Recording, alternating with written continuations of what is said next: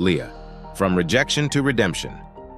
Are you ready to uncover the story of a woman who turned heartbreak into triumph, despite being caught in one of the Bible's most complicated family dramas? This is the story of Leah, the wife Jacob never wanted, yet the woman God blessed abundantly. The story of Leah is a tale of pain, perseverance, and a deeply inspiring triumph over rejection. By the end of this video, you'll see how Leah's journey speaks to all of us who have ever felt overlooked or unworthy. Leah's story starts in Genesis, amidst a web of deception, sibling rivalry, and unmet expectations. Jacob, fleeing from his brother Esau, arrives at his uncle Laban's house. There he meets Rachel, Leah's younger sister, and immediately falls head over heels for her. The Bible describes Rachel as lovely in form and beautiful, while Leah is noted for her weak eyes, a phrase debated by scholars but often understood as less striking in appearance. Jacob offers to work for 7 years to marry Rachel, and Laban agrees. But when the wedding night arrives, Laban deceives Jacob, giving him Leah instead of Rachel. Imagine Jacob's shock when he wakes up the next morning to find Leah as his wife. Laban's excuse? It's not our custom to give the younger daughter in marriage before the older one. Now let's pause for a moment. Can you picture Leah's heartbreak? Her father uses her as a pawn, and her new husband is furious he was tricked into marrying her. She's married to a man who loves her sister. Talk about a tough start. But here's where Leah's story takes a turn. Despite Jacob's indifference, Leah becomes the mother of his firstborn son. God, seeing Leah's pain, blesses her with children, while Rachel remains childless for many years. Leah's first 4 sons, Reuben, Simeon, Levi, and Judah, are born from her deep desire for her husband's love. Their names reflect her emotional journey. Reuben: the Lord has seen my misery.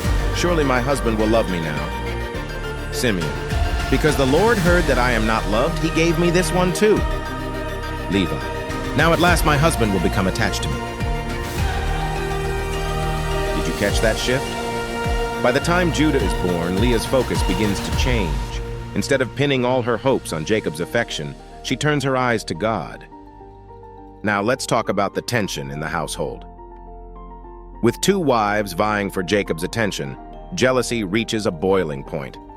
Rachel, desperate for children, gives Jacob her servant Bilhah as a surrogate. Leah follows suit with her servant Zilpah. The result? More sons, Dan and Naphtali through Bilhah, and Gad and Asher through Zilpah. Eventually, Leah herself bears 2 more sons, Issachar and Zebulun, and a daughter, Dinah. But Leah's greatest legacy is Judah. Why?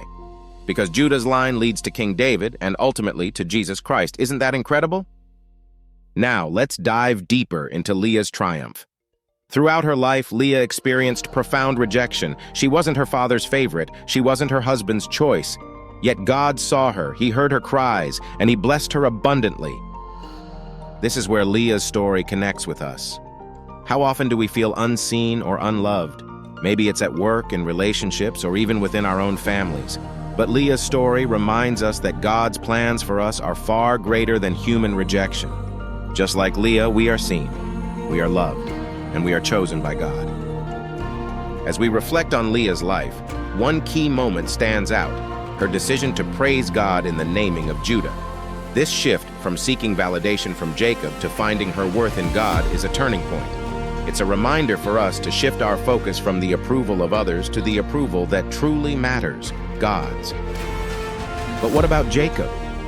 Over time, it's clear that Leah's role in his life was significant. While Rachel's death marked a tragic moment in Jacob's story, it was Leah who was buried with him in the cave of Machpelah, the burial site of Abraham and Sarah, Isaac and Rebekah. This honor speaks volumes about Leah's place in Jacob's life and in God's plan.